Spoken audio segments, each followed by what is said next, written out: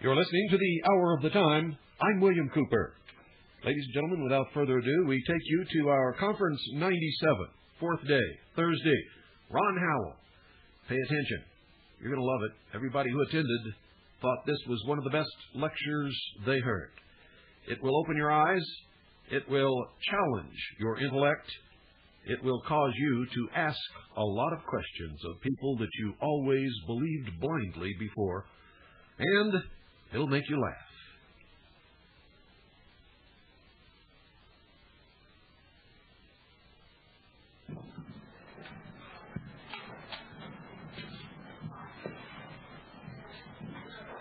Good afternoon. Good afternoon.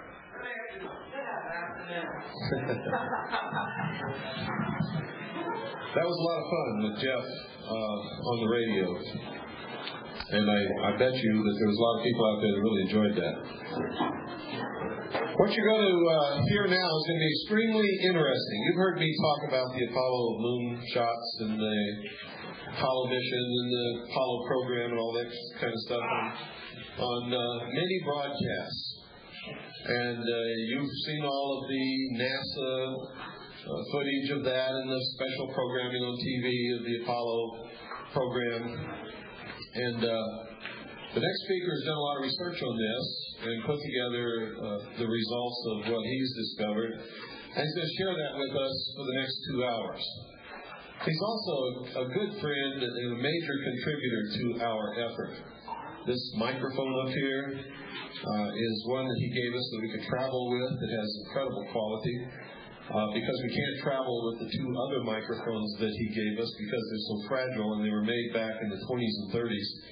And they're the best microphones ever made. You can't duplicate it with solid-state technology. And that's what makes the Hour of the Time sound so great. So his name is Ron Howell. He's standing right here. And he's put together the results of his research into the Apollo program and the Apollo Moonshots. And he's going to give you the results of that over the next 2 hours. I think you're going to find it extremely interesting. Regardless of what you may believe about what happened, you're going to find what he's going to tell you interesting. So pay attention, take notes, and I don't know if he's going to take questions, but if he does, please hold your questions until the end of his presentation so that he can get all the way through it. And if you can poke holes in this, that's fine. I happen to, I pretty much think I know what he's going to say, and I think I pretty much agree with him. But Mr. Ron Howell. Thank you, Bill. Well, with a nice introduction like that, I don't want to fall flat on my face, so let's get to it here. This outline, or my presentation is called, Did NASA Fool America? Now, I have to tell you, you don't have to believe what I say. If I were to tell you that we didn't go to the moon, I wouldn't expect you to believe it. But you know that. You deal with intelligence every day, and you know you have to treat it as such. If it's evidence, you have to handle it for what it is. If you agree with it or not, that comes later. Even if I were to tell you that I went to the moon myself, you couldn't accept that. You'd have to look at it as secondhand information, wouldn't you? Okay, now, we are going to discuss facts, and we want to get to the truth, because I appreciate truth. Everything that deals with freedom, has everything to do with truth. Now, let me see here. I was going by my little outline. Okay, this is an experience I had. When I was in high school, I can remember the Apollo project was going on because I was a senior in '69. I remember seeing the footage.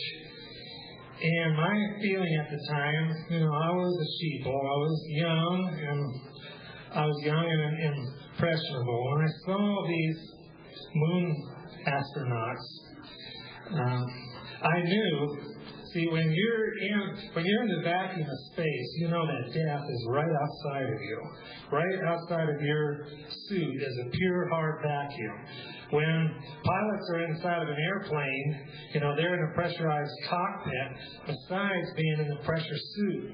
So being outside of a capsule, being on the moon, I knew at that time that it was very dangerous. And my impression was that these men were very joyful, they were happy, they were jumping around, right? And my thought was that these men must be awfully brave, knowing that they may die at any minute, that they're going through, that they're entertaining these thoughts, and they figure, what the heck, we're going to live this up while we do it. I was thinking that, or it could be that it was fake. I thought it was just too dangerous to be acting that way. And, I brought this up in school, and, the teachers, the kids, they put that down. So I let it go for a long time, but I always had it in the back of my mind. Then about the time when I was getting older, I knew there was trouble in the country. I acquired a shortwave set. I instinctively knew that shortwave would be what I'd want to look for. I'd want to search the dial. I thought, to tell the truth, I thought I'd be hearing information from outside of the country. I never thought it'd be coming from within. And when I heard, all these shows, I was like, ooh, knocked out. And then, 9 o'clock Pacific time, that old siren came on, and boy, I knew that was something. So I really listened to him. I know, I'm not used to this, so I got to get used to laughing at myself. It's not a problem. I'm just getting used to it here. So, listening to the show, I remember one episode where he was talking about the astronauts on the moon in 1/6 gravity. And seeing that show, it was like, hey, I was thinking this a long time ago, and here he's talking about it. I felt somewhat empowered that my thoughts weren't so off base. Listening to his program, and shortly after that, maybe a year or two, he came out with this book, NASA Mooned America, by a man named Rene. I still don't know if that's his real name or his last name or what. I obtained his phone number before I was able to do this, but I haven't been able to talk with him yet. So a lot of my material is going to be based on this. And I know a lot of you people out there have it already, because in my short acquaintance with you, many of you have it. But I don't plan to do a book report on this. When I obtained this book, it was so enlightening, it inspired me to hit the books myself and see if I could back it up, see if I could poke holes in it, substantiate it. It was something that just made me really want to study. So that's what I've been doing. And also I've got this other publication, this book he published called The Last Skeptic of Science. The book Mensa tried to stop, and it's a kind of a collage of different papers that are associated with subjects like this and other things we'll be referring to. So, I just look at my list here. I've got so many things to talk about, I had to write in an outline to get it. I'm being just a little nervous, it's hard to read it. Okay, when I was doing research, I went to the old Popular Science. Has anyone ever seen one of these or seen the Popular Science? Okay, well I've seen it a lot. In fact, I've seen it on TV shows. I remember one episode of Heart to Heart, and it was right there in the library. I remember saying, yeah, that's the one I've got. So I checked it out, and I found this set at a swap meet, because the set that my father bought me years ago was worn and tattered. When I was a kid, I read all these books. I was always interested in how things work. So I saw this set at swap meet, and I bought it for $10, brand new, sealed, and everything. So if I can tell you here, okay, one of the things with the moon, I wanted to get some information on the moon, because many people take the moon for granted. We have ideas about it, but as you'll see when I show you these demonstrations, you'll be knocked out, because it has nothing to do with what you think. Now, you could find the distance from the Earth to the moon, of course, in these volumes, but I just want to take a chance and see if anyone has an idea, or how many people in general have an idea how far it is to the moon. Any thoughts? 249,000. Okay, well, see, I was afraid of that. You people are really up on that. Well, okay, let's go to the next step. Do you know how they found out how far away it is? Yes. They used, amateur radio did it by radar, I think, the first time. Okay, years ago, before radio, how do you suppose they did it? They knew how far the moon was away way back when they built the pyramids. Now, you think about that. How did they do it? I'll show you.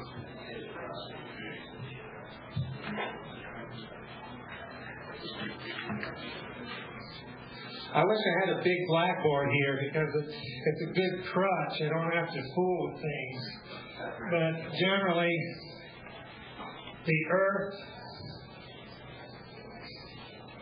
is over here, and the moon here. Okay, well, how they determine how far away this moon is from the Earth is they know two locations on the Earth. The distance, not the circumference, but the distance through. Let's throw in shock here. Okay, the distance through the Earth from this point to here. See, they figure that distance, and then to the moon here, you have a triangle. So if they know the distance from here to here, and they measure these angles, they can determine the distance from here to there, to the middle. Right, okay. And, of course, the reverse works, too. If you want to know the diameter of the moon, what you do is you know your distance, then you calculate points where the angle is, and that would see, from this part of the Earth, you would measure a triangle this way, and then of course you know the angle of the triangle on this side, and that tells you the diameter there. So is that clear? We understand? Okay, so the diameter of the moon is 2,116 miles. The diameter of the Earth is 7,927 miles. Okay, now those facts are in this book, and they're there for all of us to read. Okay, the question is, using these pieces here, how far, this softball is roughly the size of the moon, how far away in your mind's eye are we from this Earth? Let me get it.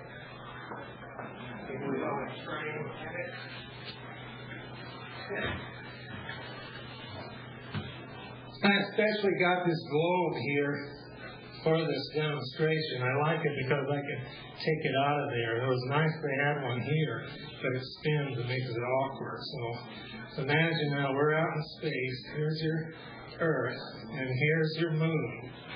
Now I'm going to ask a couple of you out there, How far do you think it is? 25 times. Okay, we got a smarty here. Maybe someone else didn't hear it. Maybe others had. Any others? Well, he said 25 times. 25 times what? 125 times the diameter of the Earth. Because the Earth is 2,000 miles, and you said the Earth is 250,000 miles away from the Moon. So 2,000 to 250,000 is roughly 125 times. Well, your idea of finding it is right, but I think it's wrong, because what you do is you divide 7,927 into 239,000, which is the average, because it's supposed to be an elliptical orbit. So just taking an average, that goes 30 times. So let me throw you the moon. And you go out there and you hold that.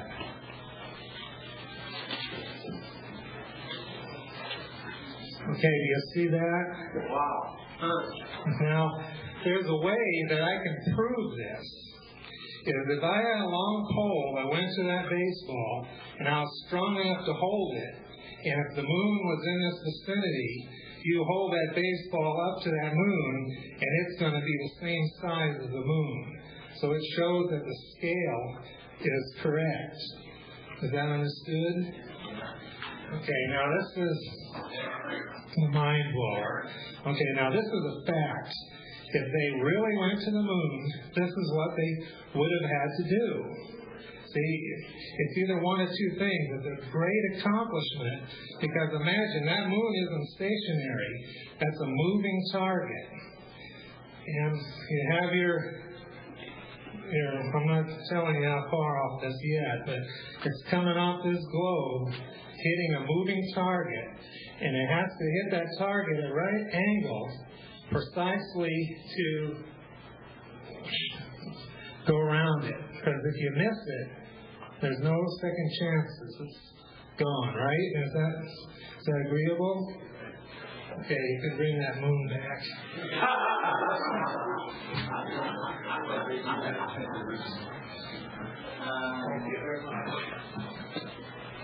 Okay, now we know what they claim to have done. What are they doing today? We know about the shuttle project. We know about putting satellites in orbit, things like that. Kept it here. Okay, does anyone know now how high the shuttle usually flies? I know you're sharp out there. What is it? 25 miles. Maybe 25 miles, maybe. Well, it's a little more than that. It's 300 miles. 300 miles, they say. You know, we don't know. They say that. Okay, where do you suppose 300 miles off of this? It shouldn't take too hard to think of it. That's less than a quarter of an inch. Right. Less than a quarter of an inch off this globe. And you can find that out because you divide 12 into 7,927, you get 660 miles to the inch. And if they say they go up 300 miles, that's less than a half an inch, isn't it? So here you go, that moon's out there, here's the Earth, and now we can prove this, because once you know that, this is a standard. See, this is a reference.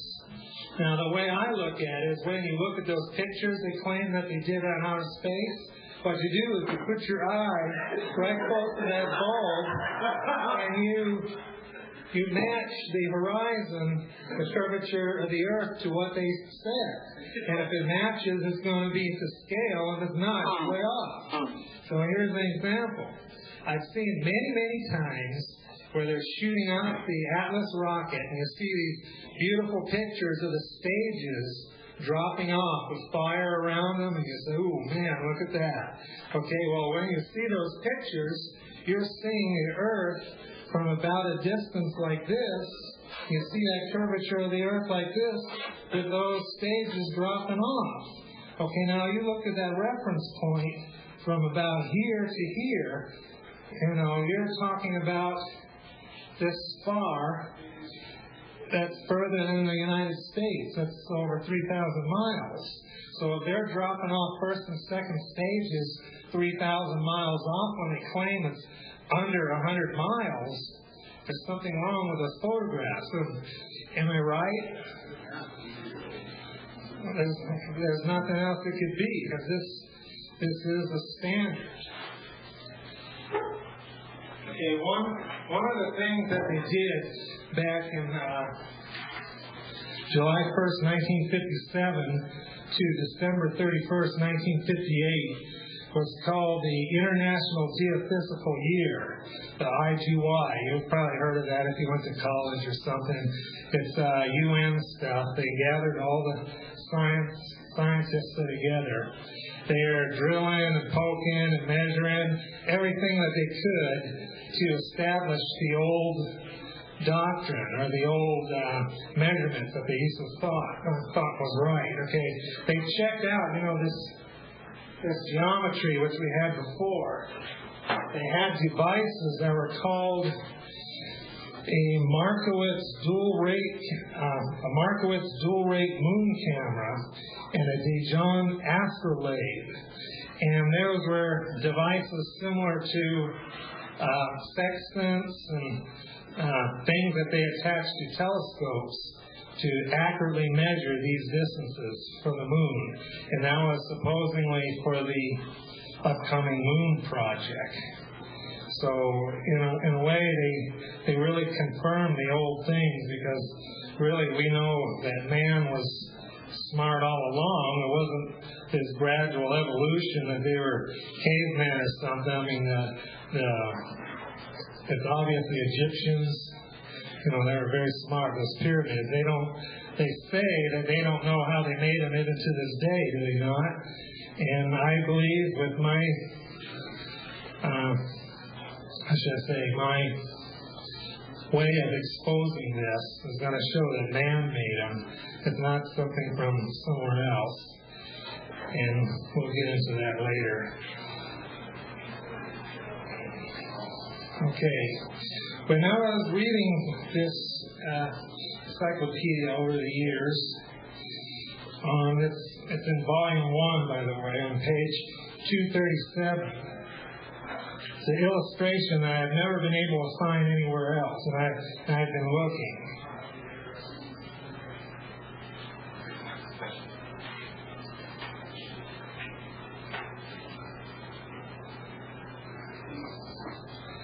Okay, this illustration here is like a graph or a scale that shows the different layers of the atmosphere. And it's interesting to note, in one book I was reading, that the breathable air that we breathe to this size of a globe is less than the thickness of the coating that they put on this. In the old days it said varnish, but this is a newer one. It probably has some kind of poly something on it. But the air that we breathe on this globe here is actually thinner than this coating. So we're talking about these layers. So if I may, what I'll do is I'll get this erased and I'll draw it. If you're taking notes of stuff, you might want to do this because it's leading up to a point that's very vital understanding this.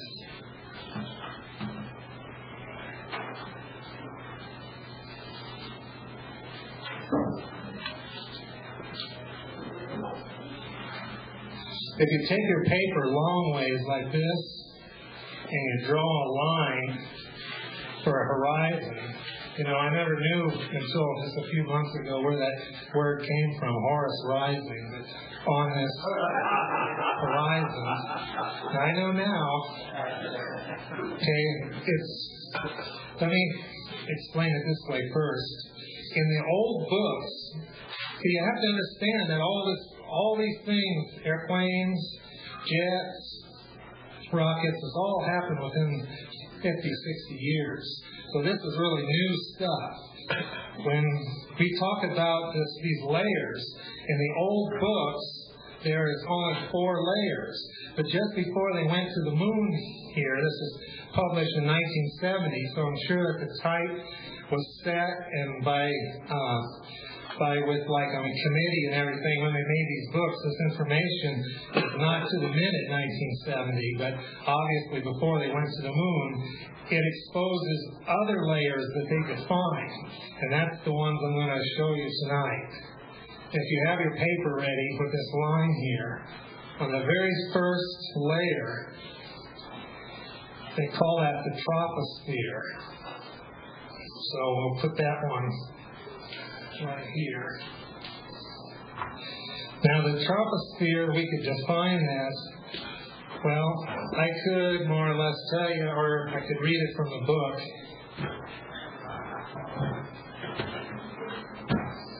Blackboard. Oh, thank you. Well, this is a real honor and a privilege. Man, so much time. He's helping me tonight. Thank you, Bill. Okay, the troposphere is defined as from 0 to 7 miles high. So from this area here to here is the zone we're talking about. Now I'll just read a little bit from the book, because I could explain it, but it's better to get it right from here. The troposphere is 0 to 7 miles up.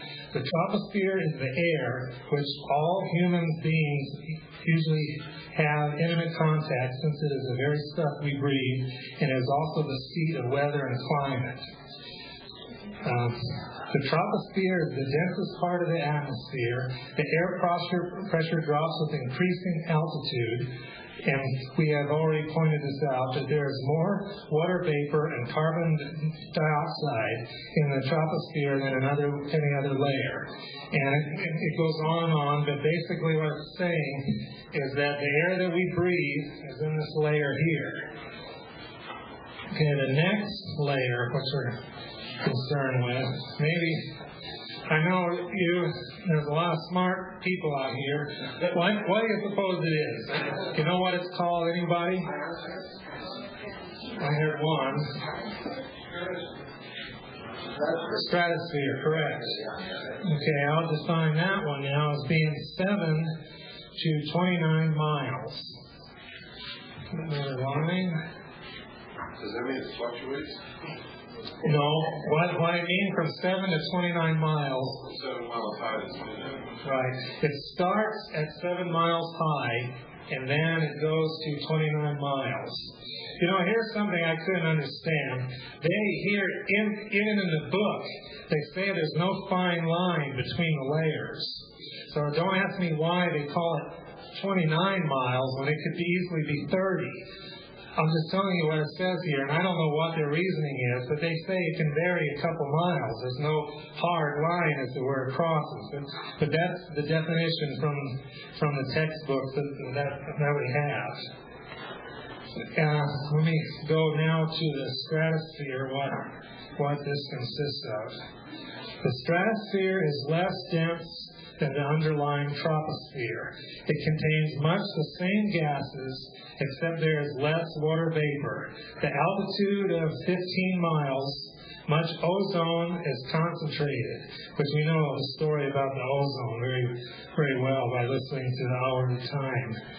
It absorbs mostly ultraviolet radiation from the sun and thus is heated. From a low of minus 60 Celsius at 7 miles, the stratospheric temperature rises slowly up to the base of the underlying mesosphere at about 29 miles. The temperature of the stratosphere increases in the summer.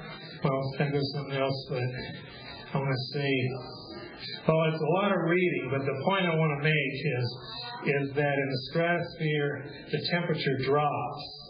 From here, the higher up you go, it gets colder. And isn't this what we understand? Because when we look at the old World War II movies and see the B-17s flying high, they're wearing those neat leather jackets I like, and they're way up there and they're cold, right? Well, that's how it was. But I'm afraid that gives people the illusion that the higher up you go, it keeps getting cold. Does anyone in here that has read the NASA Moon America book know what I'm coming to or understand what I'm getting at? There's a hand back there. In our concept of temperature, you have to have density molecules. When you don't have molecules, the temperature doesn't mean anything. That's a good point. That's going to come later. But what I mean for right now is... It starts getting hot. Right, there we go. Doing okay? Oh, okay. I didn't want to... Let's go off the hard. Okay, the next layer is the mesosphere. 29 miles it starts to 48 miles high.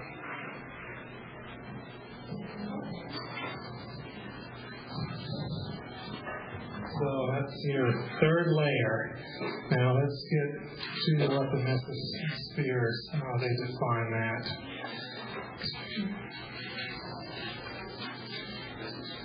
Right, 29 to what? 48.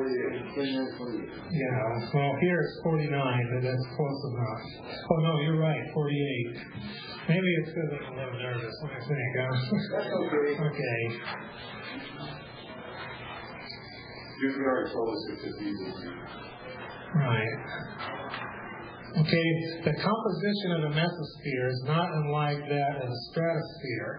The gases are less dense, of course. Carbon dioxide and water vapor are of little importance. The mesosphere has a layer of ionized or electrified air, the so-called D layer, extending 30 to 50 miles above the Earth. It is caused by the action of solar ultraviolet on the air molecules and is charged with electrons. Ozone also occurs in the mesosphere, where it is formed by the action of solar, ultraviolet, and X-rays on oxygen. The temperature from the low of 60 Celsius up to 7 miles in the stratosphere rises to 0 centigrade and altitude of 30 miles. Then it drops to about minus 90 at about 50 miles above the Earth, the surface of the Earth. So you see, in the mesosphere, it's starting to vary. Now, like I said before, in the older books, they were identifying that layer as being called only the ionosphere. When, if you understand anything about it, the ionosphere is anywhere from the top of the stratosphere all the way up to a different degree. Depending on what frequency you're transmitting at, they can determine how high or at what density level it bounced back or ricochet off. And that changes through the year, depending on weather, temperature. That's why when we try to listen to Bill on shortwave, sometimes it sounds great and other times you can't get it. And that's why. Now here, they also define these other layers of the ionosphere, the D layer, E layer, F1 layer, F2 layers. So, they have it pretty well figured out at what frequency, it hops the best. Okay, now we're getting to the one that's really important. These lights here makes it hard to read.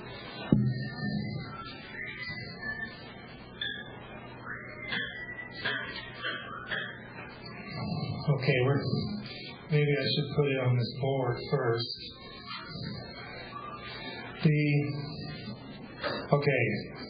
What do you suppose the name of it is? It's totally about what we're getting at. It's called, pardon me? No, that was the first one. That's the ionosphere. Well, remember that, maybe I should clarify, that the ionosphere was the old definition. As they were getting more knowledge about radio and radar and whatnot, they defined the different layers. And this layer they named, no, we'll get to that one. The thermosphere. You got it. You notice what's happening here. Okay, when I saw that, the first thing that came to my mind, thermosphere, what are we talking about? I thought it was getting colder. And usually when they say thermo, they're not referring to the cold part of heat. They're referring to a rise in temperature. So I knew I was investigating, I was on the right track here.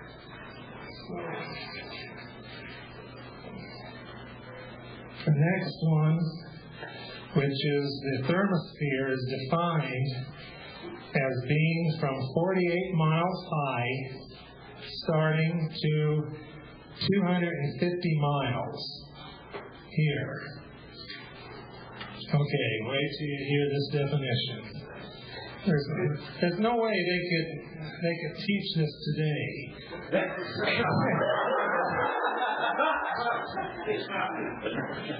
There is a wide range of temperature in the thermosphere, from a low of about minus 90 centigrade at 50 miles altitude. The temperature rises to several thousand degrees at 300 miles and higher into the exosphere. Okay, let me just say that one more time. The temperature raises to several thousand degrees. Okay, how much is several thousand? They didn't say what it is, but yeah, right. I think of several as at least more than two, and I think it could be as high as 4 or 5, couldn't it? I mean, we're talking about several, so that's what it says here. And now let me finish. It's not through. It says, into the exosphere. A great deal of this intense heat, if not all of it, is due to the fierce solar energy and other kinds of radiation bombarding the atmosphere at those immense heights. The air is too thin here to offer much resistance, and there are no clouds to shield it from the constant onslaught. So there it is, right there.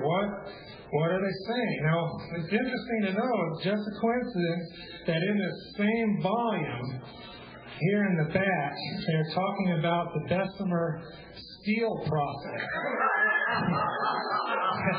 Now, if you read what that is, it's a blast furnace of only 2,000 degrees at 300 miles an hour can take iron ore and melt it into steel. So here, with the same definitions found in this book, how is it that the Apollo space capsule traversed these layers and came back in one piece without them being a molten piece of lead or something? This is what I was trying to tell you at the broadcast, when I said it couldn't possibly even go through the abyss radiation of space. It can't. Yeah, we've got the Van Allen fellowship. Oh, no, that's what we're getting to. I think we've been snookered.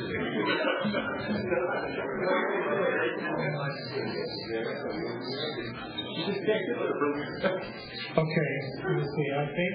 And this is just the beginning. Right. Tell you what, In a couple minutes, I can call you back. How's that? Thank you very much. I love your presentation. what are you talking about this water? I'm trying my best.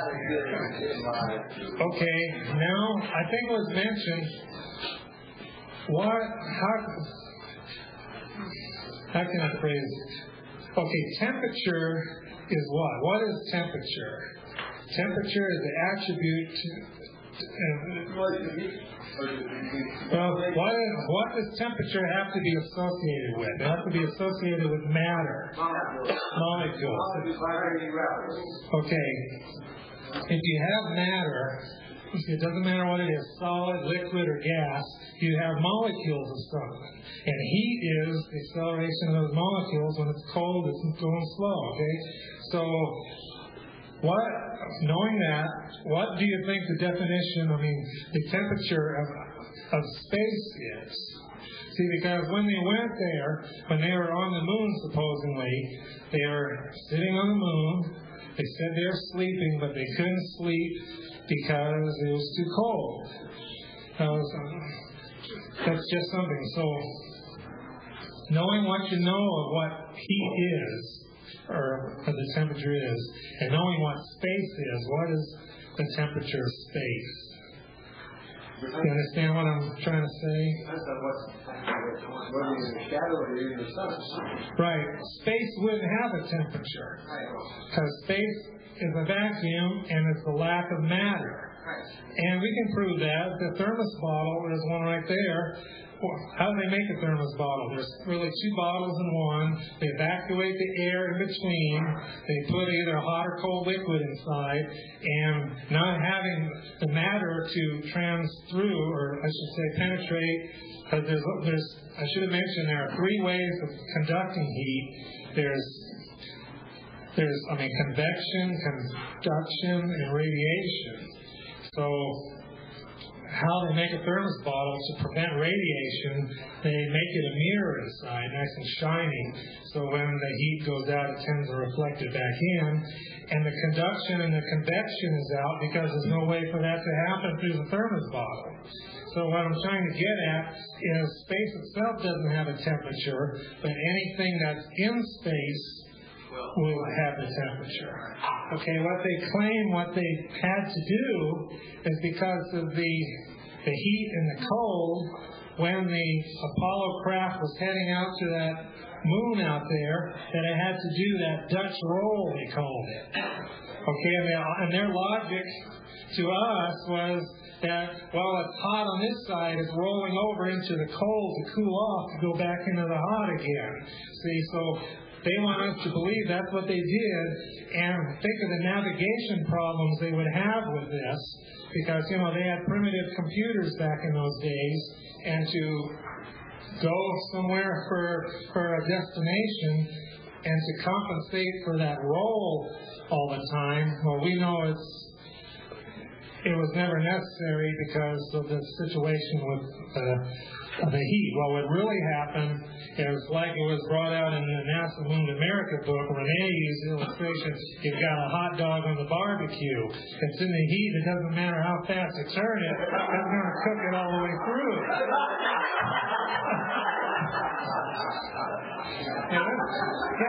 This is a good book. I've read it 12 times, and I still don't have everything memorized. This follow-up one here, well, I think it came first, really, the last skeptic of science. If you have any inclination to these thoughts like this, it's a good read, because it crashes every major theory. And remember, a theory is not a fact. It's supposed to be an idea based on facts. So that gives you latitude that maybe that theory or that conclusion isn't the right conclusion, because there's other ways you can handle or interpret these facts to come to a different conclusion, right? So I heard even on the Hour of the Time that Bill mentioned that soon, and I thought he might have got the idea from this book, because the Einstein simple and the complex theory of relativity, it could fall any day based on some of these ideas. And so it's just very good, very good. But I better stick to this outline, or I'll get too far off here. Which book were you talking about? Oh, I was talking about the Last Skeptic of Science, the book Mensa tried to stop. I've never read it. Okay, well, what it is I believe he used to belong to Mensa, and because of the heat and the controversy over this book, that he's no longer a member. Yeah, I heard that story. They kicked him out because of that book. Was there a hand back there? I remember the mention of that Dutch roll, that maneuver, even out the absorption from radiation, the radiant energy. Could you demonstrate that with the yardstick or something? I have no perception. Oh, okay. Well, that's easy. And that brings to mind another point. Okay, well, I'll use that cup as a space cup. Okay,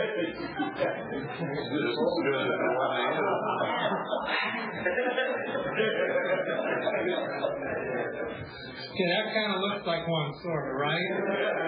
Okay, well, the Dutch roll was supposed to be that it turned on its axis like this. Like if that light was the sun and it's going to its destination, that it turned like this, supposedly so that this side would get heated from the sun, but it would roll over into the coldest space to dissipate the heat off and roll back into the heat, and that was the idea. Right. Okay, but here's an interesting fact about this, is that when something like this is in orbit, you know, when you watch the space shows on TV, they always show, you know, I'll get my Earth here. And I go dun dun dun dun, and the spaceship's going around like this, and it's always heading nose first around the Earth, right? Well, that would be true if the capsule was powered or being pushed to go around the Earth. But in reality, it's orbiting the Earth, and there's nothing pushing it. So instead of it going nose first, it would go this way, and the nose would still be aimed the same way it was going, and then it would come back around this way, backwards, and then go around like this, or it'd be at the whim of whatever force might happen to take it. There's no... Nothing can change the inertia. Right. So when... Another fraud. Right. See, that blows a lot of things away, because, they're talking about taking photographs and different experiments that they did, and was dependent on that idea of doing that, but it couldn't have happened. I think that's the same reason why you're only seeing one side of the moon in orbit. It's because there's nothing to spin it back around. Well, I'm glad you brought that up, because that happens to be a subject in this, and it is something that is, oh brother, okay, let me ask you, okay, we have the Earth. What is it that, the Earth is moving around the sun, but what do you suppose, or what do you think the common scientific idea is that turns the Earth like this as it's going around? I'm not sure the direction at this moment, but it's turning one way, and as it's going around. What do you suppose the common idea is? Any? Centrifugal force, isn't it? Well, centrifugal force might have. Centrifugal, not centrifugal. Oh. Centrifugal, T-R-I-T. Okay. Are you referring from like the initial Big Bang they claim, and it's? No, not that far back. Okay, maybe I don't understand what that is. Can you explain? Well, it's the force that keeps it turning like that, because there's two orbits going on. One of it's the orbit around the sun, and then there's another orbit that's going around this way. Exactly. On its axis. What's causing that, though? Right, not me. Okay, well, this is what they claim, or what they believe it is. They believe after the initial Big Bang that, not that I agree with this, but that's what they're claiming. The initial Big Bang, the centrifugal force, when it formed the planets over all these years, that initial motion is the same motion that's turning the Earth now. That's what they claim. But there's discrepancies in that, because since the invention of the atomic clock, that they know that sometimes it slows down and then speeds up. So what would account for the speeding up? Because over the millions of years, you would think it eventually goes slower, right? But it's staying at the same speed and sometimes going faster. There's an attraction someplace. Well, this is, okay, the scientists acknowledge that there's interaction between the oceans and the atmosphere. Okay, we were talking about the atmosphere. Okay, if they acknowledge an interaction, the interaction that they believe is that the Earth is turning, causing the seas to turn, and also causing the atmosphere to turn. But if you look at it through another way, or the opposite way of that, is that we know of the immense radiation in space, that this constant bombardment of radiation on the atmosphere is causing the atmosphere to turn, causing the oceans to turn, and that turns the Earth, not the other way around. And to prove this theory, because it's just a theory, is that moons that don't have any substantial atmosphere, they don't rotate. See? So there's some credibility to this, and it makes more sense because they can't explain the speeding up. Okay, now it gets to this thought. Okay, now suppose that this globe was the sun. Okay, the Earth would be about the size of a pea compared to this. How far away would that pea be from that sun? Somewhere down the road. Now you got it. It'd be exactly where those toilets are, about 215 feet. And it has like the radius. Oh, we have a hand back there again? Yeah, that heat that you were talking about, that's differential heating. As the Earth goes around in different portions of the year, different parts, because it's on an axis, because there is an axis, it's differential heating that will generate that force. Right, that's another good idea, because it is off axis a little, and all these things that all heating on the globe, it's not always at the same thing. So as it goes through the motion of the seasons type thing, that differential heat is the generating force. Right, but you do see the logic where if it works one way, it can work the other way, and it's more reasonable as working the unconventional way because the moon's not turning, and that also explains why it can speed up and slow down. Okay. All right. During this IGY year, the International Geophysical Year, there was a team of scientists under the direction of James A. Van Allen. He was an American physicist at the University of Iowa. Now, what they discovered is with the thing, maybe we could use the old blackboard again, Bill. Thank you, Bill.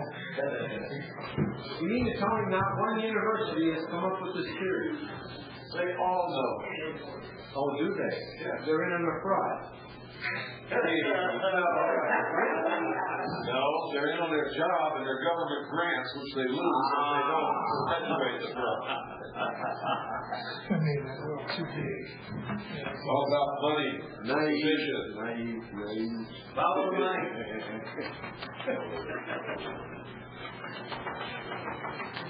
You can't buy everybody, but you can buy most people. What you can't buy, you don't deal with. That's why they don't deal with us. And the rest of the world says because the people who have positions don't deal with us, we have no credibility. See how it works? Yeah. Okay, these scientists during this geophysical year with the Voyager with the Vanguard satellite projects, what they did is they kept shooting up rockets and satellites with Geiger counters in them, and they discovered that there was this belt around the Earth here that was accredited to the James A. Van Allen, and that's why we know it as the Van Allen belt. Now, what this is it starts at 600 miles out from the globe here, and up to 25,000 miles, memory says, 40,000 miles. That what is causing this is the radiation from the sun hitting the magnetic lines of force of the Earth. is within those magnetic lines, it creates an ionized field of charged ions, and they attribute that to the Van Allen belt. And they also call it a plasma. That a plasma is a charged particle. Now, one of the significant factors of plasma is that it has a very high conductivity of electricity. As a matter of fact, they say it's even better than copper. And so here we have around the Earth here a giant, essentially a giant metal band, because there's no difference between the conductivity of metal and plasma. So if you know anything about electricity and currents, when you have a current, the left-hand rule, I believe they call it, wherever you have magnetism, motion, or electricity, you have a current. So there's many thousands of amperes flowing through the Van Allen belt, and they discovered that there's high radiation, and it wouldn't be a place I'd really want to go. You know what I mean? Well, the shorter turn must have an effect somewhere. If you have a shorter turn on the transformer, there's a lot of heat generated. That's true. But to get back to why it warmed up there. Well, this is at a higher level than what we were talking about. That's it for today, folks. You only heard 1 hour of a 2-hour lecture, and that's all you're going to hear on this broadcast, or any other broadcast for that matter. Listen for the announcement of availability of audio and video tapes of the 97 conference. You're going to want to get as much as you possibly can. Those of you who did not attend, you missed a tremendously educational and entertaining and social experience that you just can't get anywhere else in the whole wide world. Good night, folks. God bless each and every single one of you. This is the Voice of Freedom.